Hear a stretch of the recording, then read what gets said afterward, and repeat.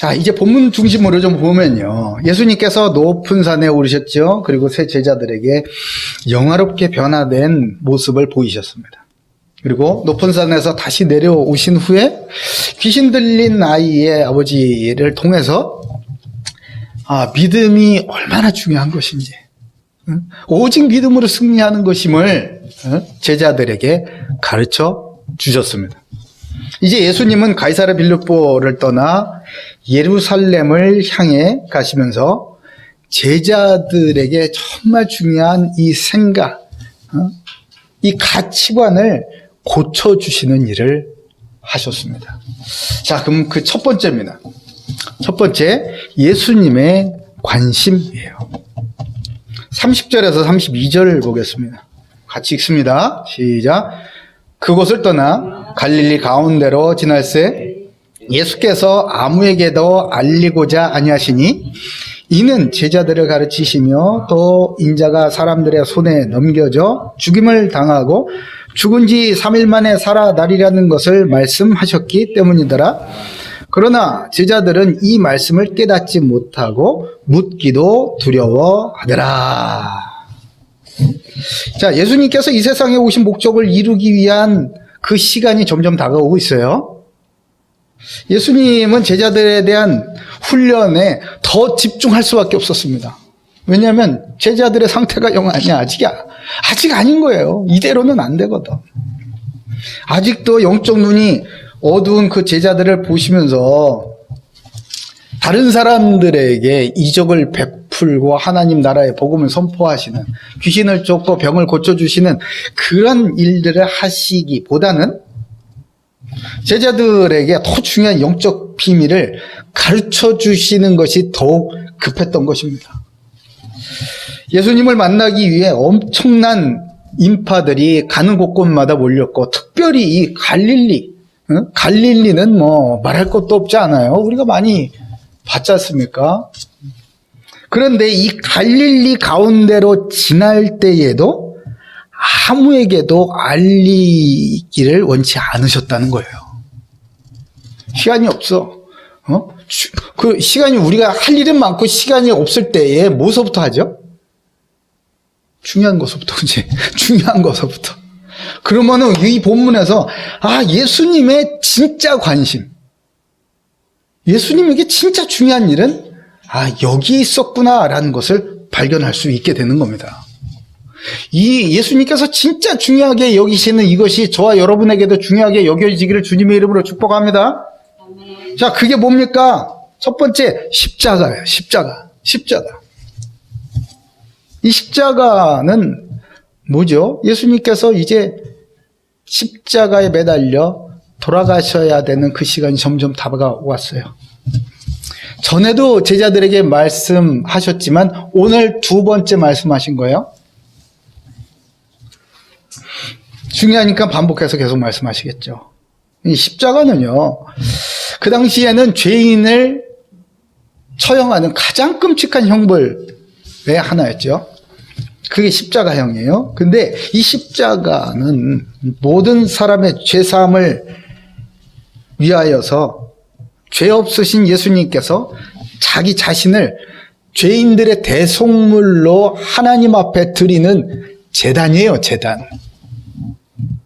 자기 자신이 제물로 바쳐주기 위하여서 그 제단에 스스로 오르셔야 했었던 것입니다. 그게 바로 십자가예요. 디모데전서 2장 4절에서 6절을 보면요, 하나님 모든 사람이 구원을 받으며 진리를 아는 데 이르기를 원하시느니라. 모든 사람이 구원받기를 원하는 거예요. 하나님은 한 분이시고 또 한 사람과 사람 사이의 중보자도 한 분이시니 곧 사람이신 예수 그리스도라. 그가 모든 사람을 위하여 자기를 대속물로 주셨으니 기약이 이르러 주신 증거니라. 아멘. 자기 자신을 대속물로 주셨다는 거예요. 이 일을 위하여서 예수님께서 이 땅에 오셨던 것입니다. 그러니 이 일에 예수님은 시간이 줄어들면 줄어들어 더욱 집중할 수밖에 없었던 거예요. 사실은 예수님의 그 33년의 그 짧은 인생이지만 예수님의 모든 행적은 바로 저 십자가를 향하여서 고정되어 있었습니다. 그리고 두 번째 중요한 건 바로 부활이었습니다. 십자가에서 번제물로 돌아가시는 것, 이걸로 끝날 것 같으면요, 우리에게 참된 소망이 되지가 않죠.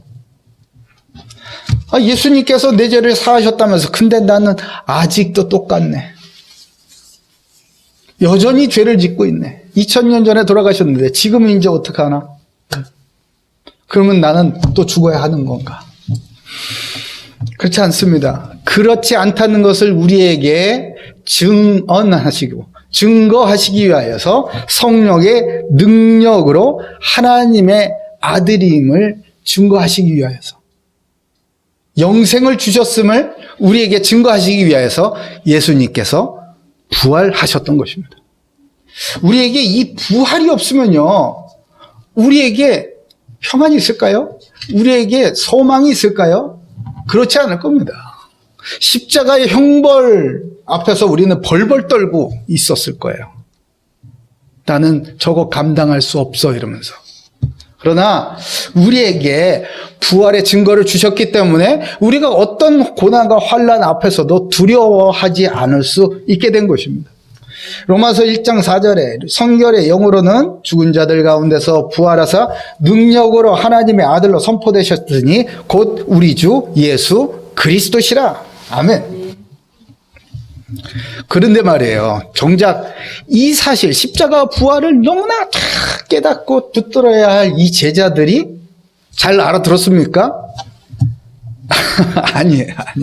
이 본문에서도 보니까요, 32절에 이 말씀을 깨닫지 못하고 묻기도 두려워하더라 그래요.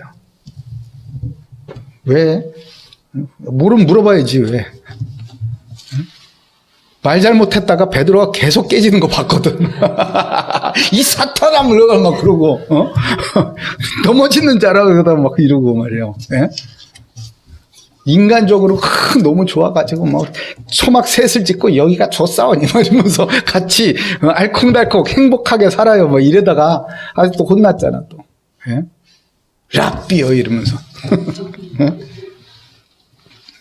그거를 봤잖아요. 그러니까 못 알아듣는데 뭐라고 이렇게 말을 할 수가 없는 거예요.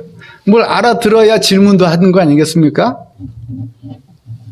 이 제자들의 수준이 그런 거예요. 영적인 무지를 그냥 그대로 여기서도 드러내 보이는 거예요. 예수님은 도대체 제자들이 뭘 깨닫기를 원하셨나? 바로 십자가와 부활의 비밀이에요. 십자가와 부활의 비밀. 십자가 부활의 비밀을 붙잡은 자들은요, 하나님과 화평을 누립니다. 만일 우리가 그의 죽으심과 같은 모양으로 연합한 자가 되었으면 또한 그의 부활과 같은 모양으로 연합한 자도 되리라. 십자가와 연합한 자는 믿으면은요, 예수님과 함께 부활로 연합한 자도 되는 것을 믿는 그 믿음이 있다는 거예요. 십자가로 죄사함도 믿어, 부활 영생도 믿어. 그런데 뭐가 이렇게 두렵게 있느냐 말이에요. 세상에 뭐 그렇게 미련이 많고 집착이 많고 쫓기고 조급하고 그러겠느냐 말이에요. 그렇지 않는 거예요. 그래서 두 번째 뭘 깨닫기를 원하셨냐? 바로 그 십자가와 부활의 비밀을 가지고 믿음으로 사는 그 삶을 이 제자들이 얻기를 원하셨어요.